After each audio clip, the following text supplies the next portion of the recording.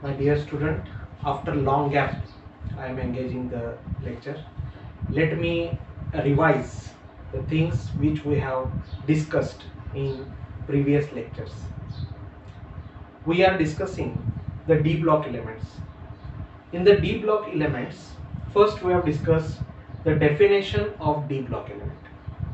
That is, the condition required for D block element is partially filled D subcell either in the atom or in their common oxidation state. And traditional definition that the element in which the differentiating electron enters in D subcell of the penultimate cell. Those two definitions we have discussed for the D block element. After that, we have discussed the classification 3D, 4D, 5D, 6D series elements. After that, we have discussed why zinc, cadmium and mercury are included in the D block and why copper, silver and gold are included in the D block. After that, we have discussed the properties of the D block element. In the properties of the D block element, first property we have discussed electronic configuration. We know that the general electronic configuration of the D block element is, that is, rare gas Ns 1 to 2, N minus 1, D 1 to 10. This is the general electronic configuration of D block element. At the same time, we have discussed the general electronic configuration for 3D series elements, 4D series element, 5D series element and 6D series elements here. After that, we have discussed atomic size. In this atomic size, we have discussed variation. The atomic size variation, we found that first it is decreases, then it remains a constant and finally it is increases. First, initially it is decreases because increase in the effective nuclear charge. Secondly, it remains a constant. It is due to shielding effect or screening effect. And finally, it is increases because of extra stability. That variation we have discussed. After that, we have discussed third property, that is variable oxidation state. In the variable oxidation state, we have discussed how to calculate minimum and maximum oxidation state. To calculate minimum and maximum oxidation state, we have used the electronic configuration and we have discussed why the D block element exhibits variable oxidation state. The D block elements exhibits or shows variable oxidation state because of the vacant d orbital. The D block elements possess or have the vacant d orbital, therefore it gives the variable oxidation state. After these three properties, let us discuss today the new property, that is magnetic property. So we know that there are the magnetic substances. We know that the iron, cobalt, nickel get attracted by the magnetic field, therefore they are called as the magnetic substances. And there are non-magnetic substances like plastic and wood. But in case of D block elements, the magnetic property you are going to discuss, that is in a scientific way, and those first you have to discuss the scientific terms, means the diamagnetic substances. So first one you are going to discuss what do you mean by diamagnetic substances and what do you mean by paramagnetic substances. So look here, the substances which get repelled by the magnetic field. Substances which get repelled by magnetic field are known as diamagnetic substances. And substances which get attracted by magnetic field is called as paramagnetic substances. So under the magnetic property, you are going to remember the two definitions here. First one is diamagnetic substances and second one is paramagnetic substances. What do you mean by the diamagnetic substances? substances which get repelled by the magnetic field are called as diamagnetic substances, and substances which get attracted by magnetic field are called as paramagnetic substances. Here the d block elements are there. The maximum or most of the d block elements are paramagnetic in nature. So why the d block elements are paramagnetic in nature? This is a regular question you will get in the examination. So the paramagnetic nature means attracted by the magnetic field, and this paramagnetic nature exhibited by this d block element because of unpaired electron. So if any element is having unpaired electron, that element is going to attract by the magnetic field and it shows paramagnetic behavior. So I asked a question, why the d block elements are paramagnetic in nature? The most of the d block elements are having the unpaired electron, and because of this unpaired electron they are exhibiting paramagnetic nature, or they shows the paramagnetic behavior here. Here the unpaired electrons are not same in number.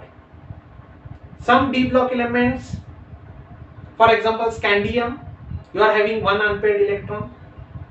The magnetic movement is different for that. Then if you go for titanium, the two unpaired electrons are there. The magnetic movement or magnetic property, paramagnetism, is different for that. Therefore, depending on the number of unpaired electron, you are having different amount or magnitude of this paramagnetic nature. Here the paramagnetic nature or magnetic property you are going to calculate, or it is denoted by mu here.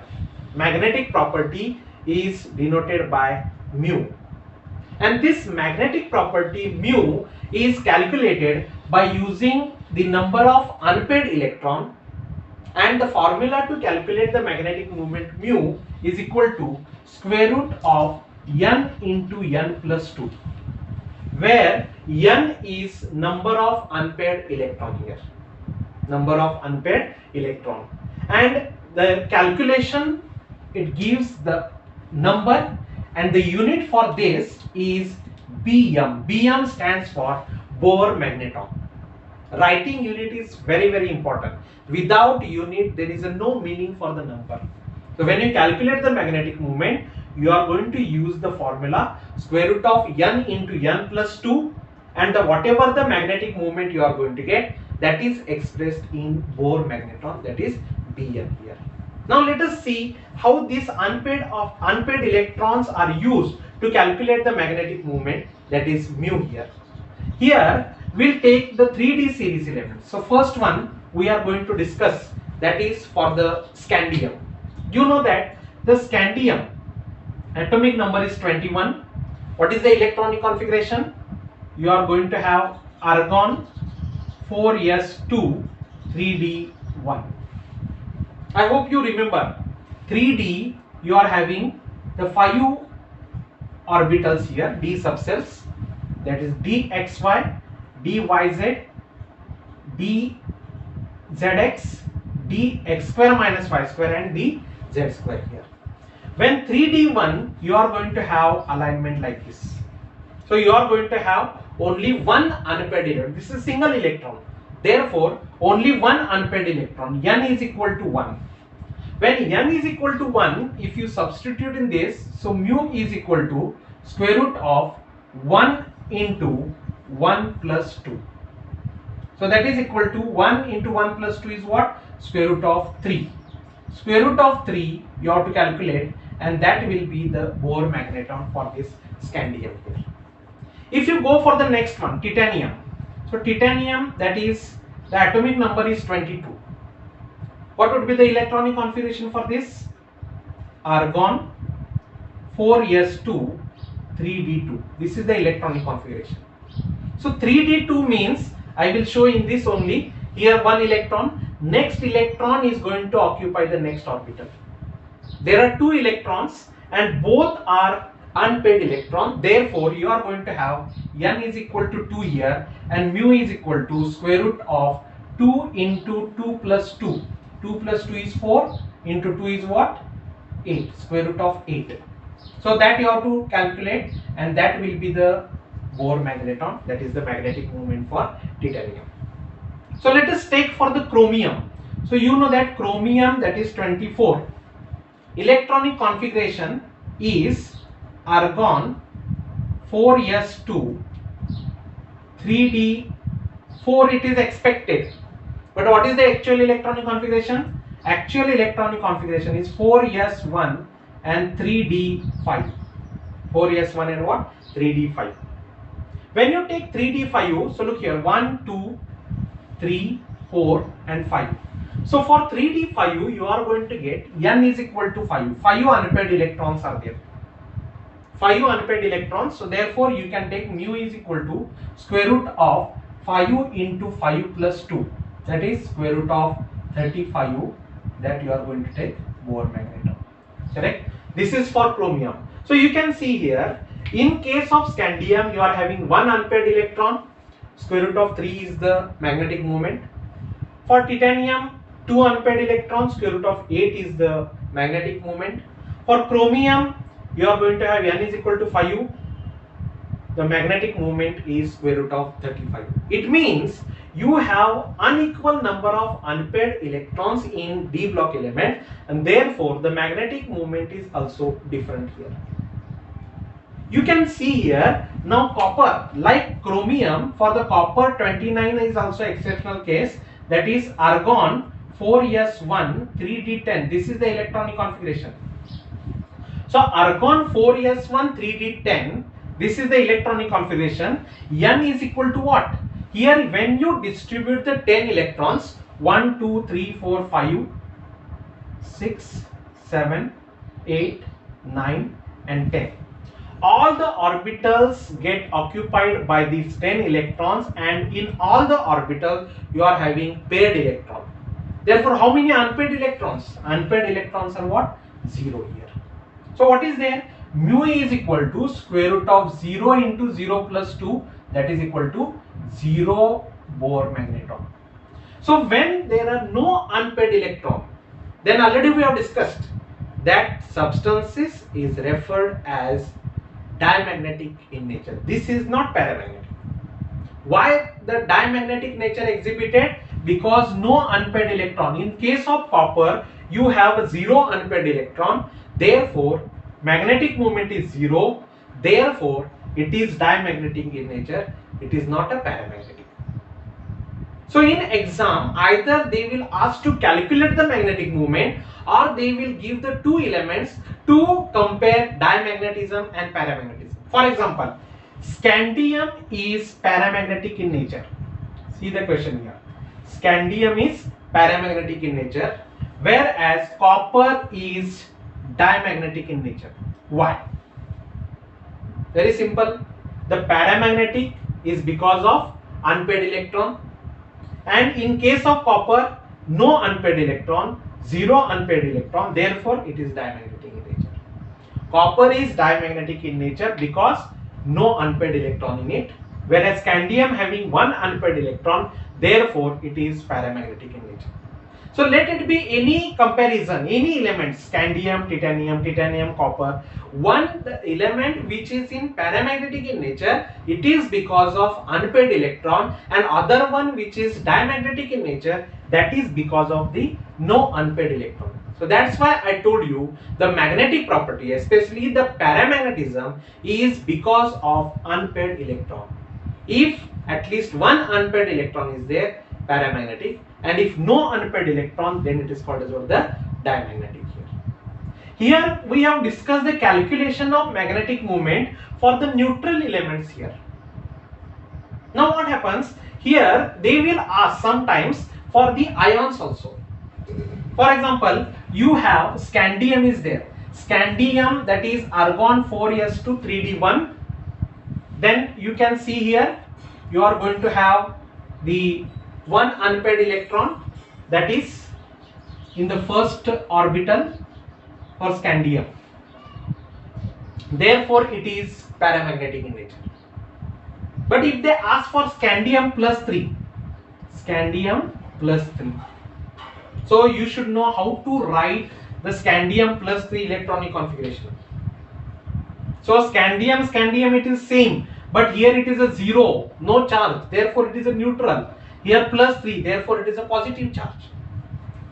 So how to get the electronic configuration for scandium plus 3?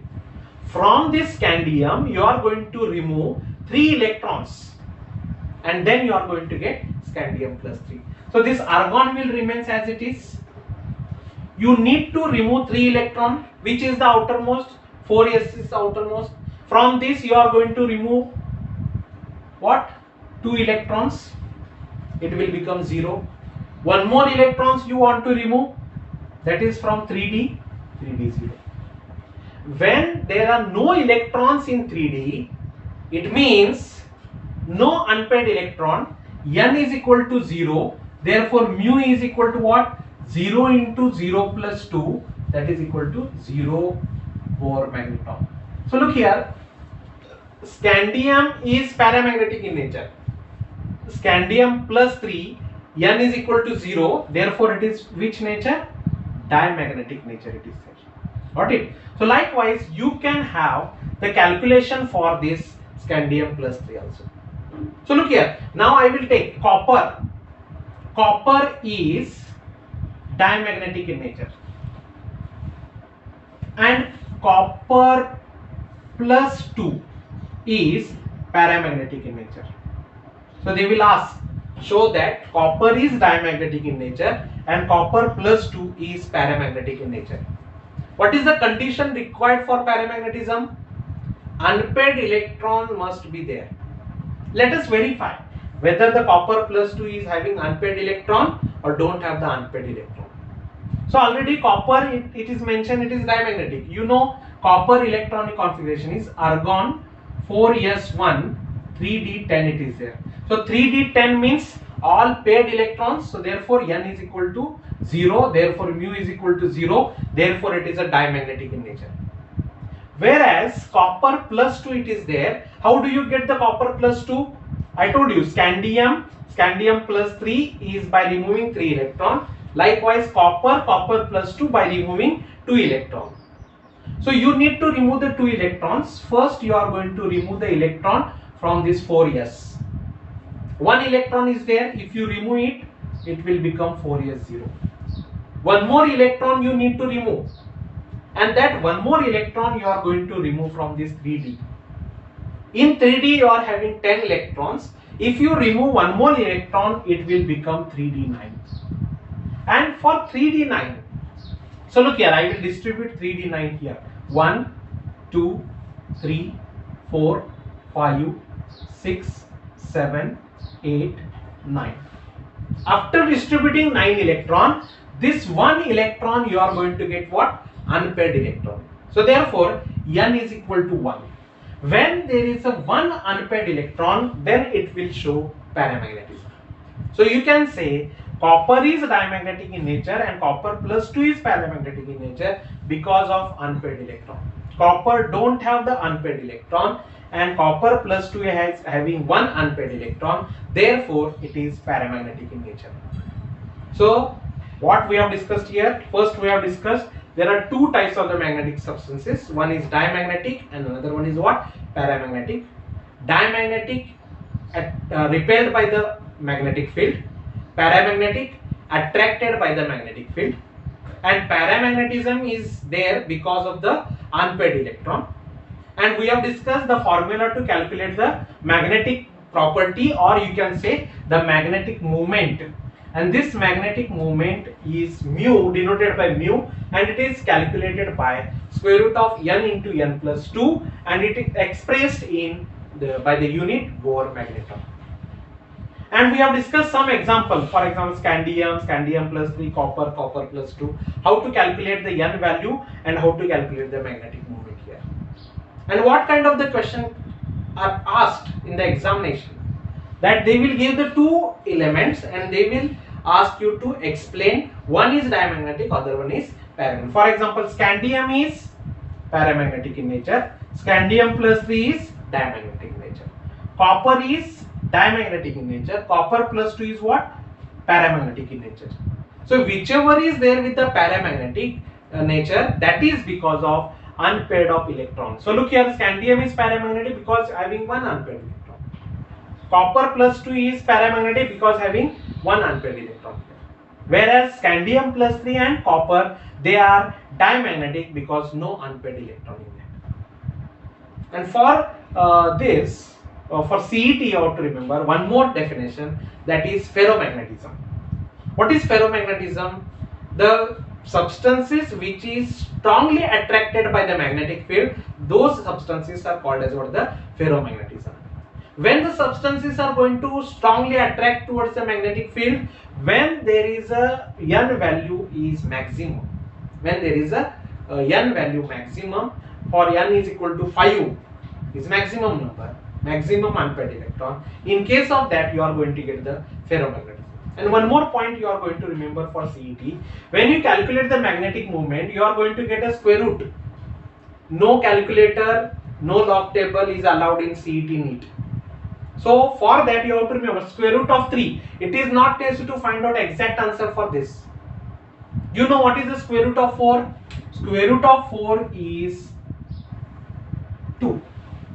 Square root of 3 is must be greater than 2 or less than 2? Less than 2. So that may be, it is near to that, means 1.75, 1.89. Likewise, which is near to 2, that you have to correct the answer. So likewise, you have to remember this hint for the NEET and CET. So this is about the one more property we have discussed, that is the magnetic property, paramagnetism, diamagnetism, ferromagnetism, and calculation of magnetic property, that is magnetic moment. Okay, so this you have to remember, and it is very important property for the board examination as well as for the